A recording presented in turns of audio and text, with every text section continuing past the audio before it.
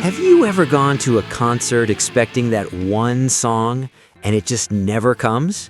The lights drop, the crowd starts yelling, you're sure it's happening. Then the band moves on like the track never existed.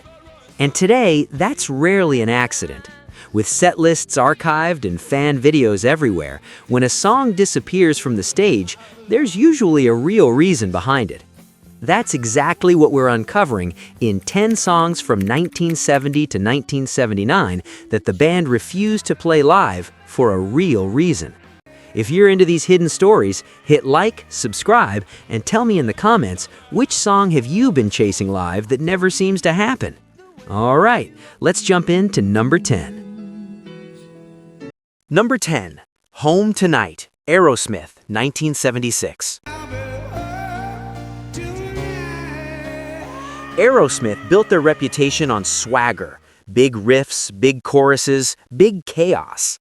That's why it's almost jarring that the album Rocks ends with Home Tonight, a slow, vulnerable closer that feels like it's happening after the party, when the noise is gone and you're finally alone with your thoughts.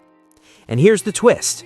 For all the decades Aerosmith have spent on stages the size of football fields, they've essentially never committed to playing Home Tonight properly in front of a live crowd. Steven Tyler has been known to tease pieces of it, sometimes like a little ghost story intro before launching into Dream On, but the full song has basically stayed off the set list like it's carrying a Do Not Open label. Fans have their theories. One is simple. The track is a mood shift in a stadium show designed to keep adrenaline high. Another is that it's too exposed. No wall of guitars to hide behind, no playful attitude, just a straight shot of emotion. And with a band that already has multiple big moment ballads competing for stage time, this one is the easiest to quietly leave behind. Either way, it's a reminder that concerts aren't just about playing songs, they're about curating a feeling. And sometimes the most honest track on an album is the one the band keeps at arm's length. But if skipping a song is about protecting the vibe, the next one is about protecting yourself from a memory you can't outrun. Number 9, Just the Way You Are, Billy Joel, 1977. This song sounds like a warm promise, the kind of track people pick for weddings, anniversaries, and this is our song moments. It even became one of those rare pop hits that felt official, like it belonged to everyone the second it came out. But behind it, there's a detail that changes how you hear it. Billy Joel wrote Just the Way You Are for his first wife, Elizabeth Weber. Now imagine what happens when life moves on and the relationship doesn't. Suddenly, a love song isn't a crowd pleaser, it's a time machine. And for years, Joel treated it like one. He didn't erase it from history, but he did something more telling. He performed it far less often after the marriage ended, and he's joked that he doesn't even like playing it. Even the band leaned into the awkwardness on stage, turning it into a moment of dark humor instead of a straight romantic anthem. That's the strange power of a hit. The public treats it like a universal message, but for the person who wrote it, it can be painfully specific. It doesn't just represent love in general, it represents one love, one era, one version of who you were when you thought it would last. And when that era ends, the song can feel less like music and more like emotional paperwork. Now, if that one was personal, the next song was pulled for a reason that's even harder to navigate, because it's not about one person, it's about a single word that can change the entire room. To try and please me. Number 8, Oliver's Army, Elvis Costello and the Attractions, 1979. For decades, Oliver's Army was one of those songs that could instantly flip a crowd from casual to fully locked in.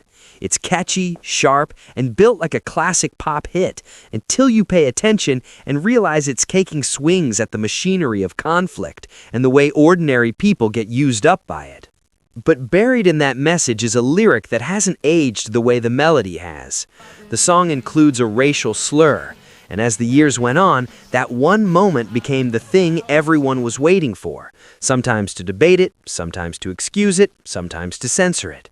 In 2022, Costello said he was done performing it live, and he even urged radio stations to stop playing the record. Not because he wanted to rewrite history, but because he didn't want the song to keep dragging that word into the present.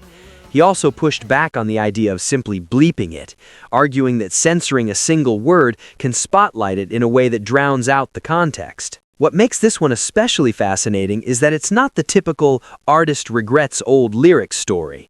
It's more like the artist realizing the room has changed and deciding he'd rather lose a guaranteed sing-along than keep carrying a line that distracts from what he was trying to say in the first place. And even when he later experimented with updated live versions, the whole situation showed how one lyric can hijack an entire song. And that brings us to a different kind of can't play it live. Not because it's controversial, but because the one ingredient that made it magical can't be replaced. Number 7. Echoes, Pink Floyd, 1971. Echoes isn't just a song, it's a journey. Over 23 minutes long, moving from calm to chaos to something almost spiritual by the time it finds its way back home. It's the kind of track that doesn't fit into a normal concert slot. It takes over the entire second side of a vinyl record, and if you play it live, you're basically saying, "Trust us, come with us."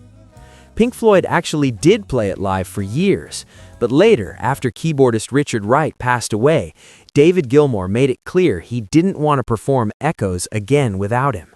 Not because someone else couldn't learn the notes, but because the whole point was the unrepeatable chemistry, the way Wright and Gilmour interacted in that space. Even Nick Mason has acknowledged that the song is so strongly identified with Wright that it feels wrong to treat it like something you can simply rotate back into a show without him. There's also the practical reality. A song that long and that intricate leaves no room for autopilot. You can't phone it in.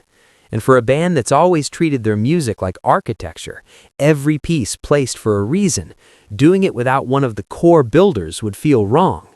So Echoes became something else, a monument, a track fans can revisit, but not one the remaining members want to recreate in public like it's just another number on a set list. And speaking of songs that can't be recreated, the next one was shelved because the studio version is basically a magic trick, and stage lights don't make magic easier, they expose it. Number 6. When the Levee Breaks, Led Zeppelin, 1971. This is the song that taught generations of musicians a brutal lesson. Sometimes a recording is so perfect, it becomes a trap. The closing track on Led Zeppelin 4 sounds enormous, especially the drums. But the size isn't just Bonham's power, it's also the way it was captured and processed. The band used a unique recording setup and studio effects to get that thunderous feel, and the performance was shaped in ways that aren't simple to replicate on stage. That's why, despite the song's legendary status, Led Zeppelin only played When the Levee Breaks live a handful of times in early 1975. There are only a few known performances, and then gone. Decades later, they even brought it back for a rare single moment in a totally different setting, which just makes the original disappearance feel even more intentional. Think about the pressure there. You're Led Zeppelin. Your fans know the studio version like scripture. If you play it live and it feels smaller, slower, messier, people don't just say, "That was different." They say, "That was disappointing." And the band understood that some songs lose their power the moment you remove the studio's hidden machinery. So they made a choice most bands would never admit out loud: keep the song iconic by keeping it rare. Now, difficulty is one reason, but the next one is even colder, because it's not about whether you can play it, it's about who profits when you do. Number 5. Have You Ever Seen the Rain? Creedence Clearwater Revival, 1971. Here's a situation that almost sounds impossible. John Fogerty was the voice, the writer, and the engine of Creedence Clearwater Revival, and for years he refused to play Creedence songs live. Not because he didn't believe in them, but because of what came after the band broke apart: contracts, lawsuits, and a bitter fight over who controlled the catalog. For Fogerty, performing those songs didn't just bring back memories, it meant money could flow to people he believed had taken advantage of him. So he avoided them, for a long time. And this wasn't just a vague industry grudge. Fogerty ended up in surreal legal territory, at one point fighting a case where he was accused of ripping off himself because someone else controlled an older song. It's the kind of story that makes younger artists read contracts like horror novels. Have you ever seen The Rain makes that refusal even more poetic, because Fogerty has said the song itself was tied to tensions inside the band, sunshine and storm happening at the same time. A hit that sounds calm on the surface, but carries unease underneath. Then, decades later, the story shifted. In 2023, Fogerty reached a deal that gave him control over the Creedence songs again after a half-century of conflict. It's the kind of ending people love, an artist finally getting their work back. But the refuse to play it live era is still one of the most extreme examples of a musician drawing a line and saying, "Not if it keeps feeding the wrong machine." And once you see that, you start to notice how often live set lists are shaped by things the audience never sees: contracts, publishing, power. But if money and ownership can silence a song, what happens when the world decides a song's meaning for you, and you don't like the new label they stick on it? Number 4. Brown Sugar, The Rolling Stones, 1971. For a long time, Brown Sugar wasn't just a hit, it was a habit. The kind of song that felt almost guaranteed in a Rolling Stones set. Riff hits, crowd explodes, the whole stadium turns into one voice. And then, suddenly, it wasn't there. The reason is no secret. The lyrics have been criticized for references to slavery, sex, and drugs, subjects the Stones used to treat as pure rock and roll provocation, but that modern audiences hear through a different lens. In 2021, during the Stones' No Filter tour, the band left it out of the set list, and the conversation around that decision exploded in real time. What makes this one complicated is that even the band's own comments weren't a clean "we're done forever." Mick Jagger suggested that after playing it for decades, they might just be taking it out for now and seeing how it feels. He's also admitted, long before this latest debate, that he wouldn't write it the same way today. Keith Richards, on the other hand, sounded baffled that the controversy had caught up with them, and he hinted that some people were missing what he saw as the song's harsh historic context. That split reaction is exactly why this story sticks. Because it's not just about a song being too edgy, it's about time catching up to a lyric and forcing even the biggest band on earth to ask a question they didn't want to ask in 1971. When does provocation stop being art and start being baggage?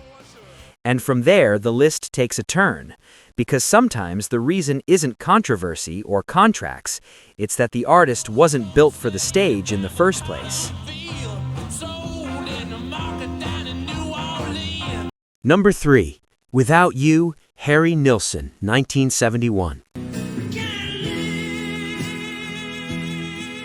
Without You is one of those songs that sounds like it was designed to be sung in front of thousands of people. Big melody, big emotion, the kind of chorus that begs for a crowd to carry it.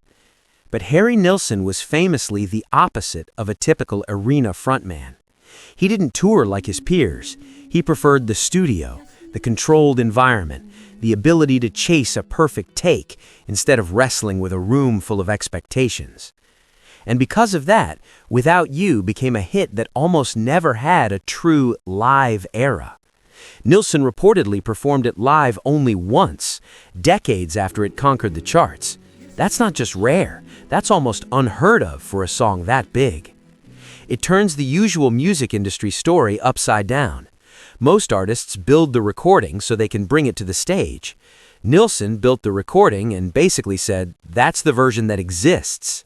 No nightly reenactment, no repeating it until it becomes routine. Which raises a question. If an artist can keep a massive hit off the stage because they hate performing, what happens when a band keeps a song off the stage because performing it would feel like crossing a line?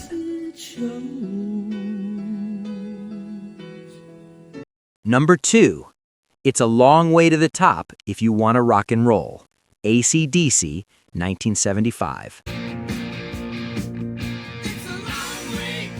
This song is the sound of ambition with bruises on it. It's AC/DC before the world fully caught up, hungry, loud, and weird enough to throw bagpipes into a hard rock anthem just because they could.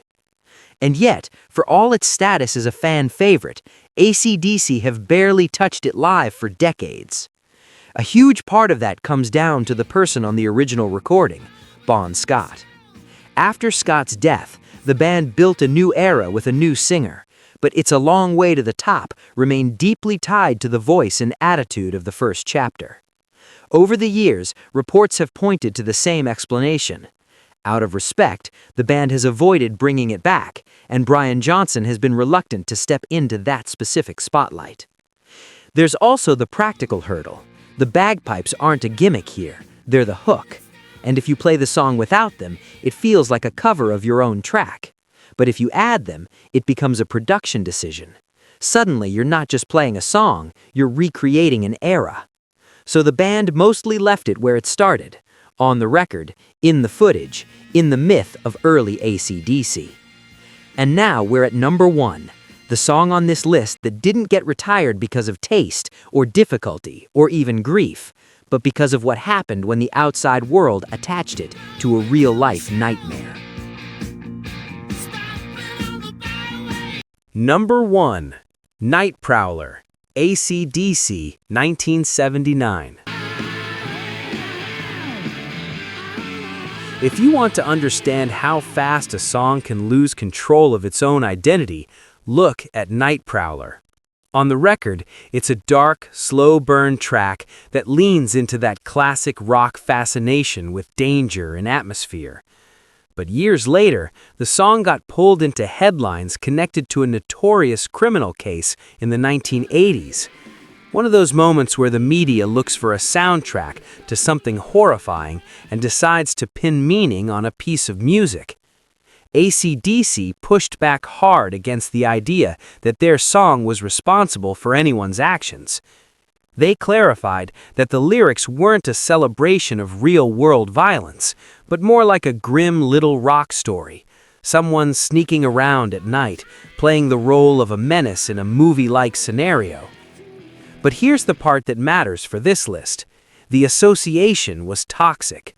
Once a song gets tied to something that dark in the public imagination, playing it live doesn't feel like just music anymore. It becomes an invitation for the wrong kind of attention. An AC/DC solution was simple. Don't give it oxygen. So Night Prowler became a track that exists mostly as a studio artifact, because the band understood that a live performance wouldn't just revive the song, it would revive the controversy attached to it. And that's the unsettling theme running through this entire list. Sometimes the band isn't avoiding the notes, they're avoiding what the song has come to represent.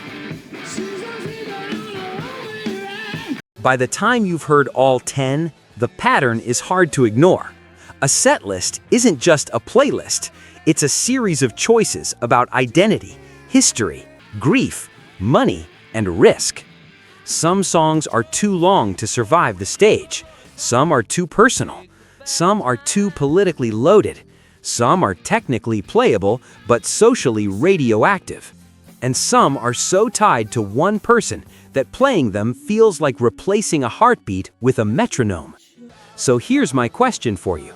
If you could bring back just one forbidden song from this list, no consequences, no controversy, no awkwardness, what would you choose? And if you want more stories like this, where we dig into the hidden history behind famous music, hit like, subscribe, and share this with a friend who always asks, why don't they ever play that one live? Because now you know, sometimes the answer is way deeper than anyone expected. Yes, it shows.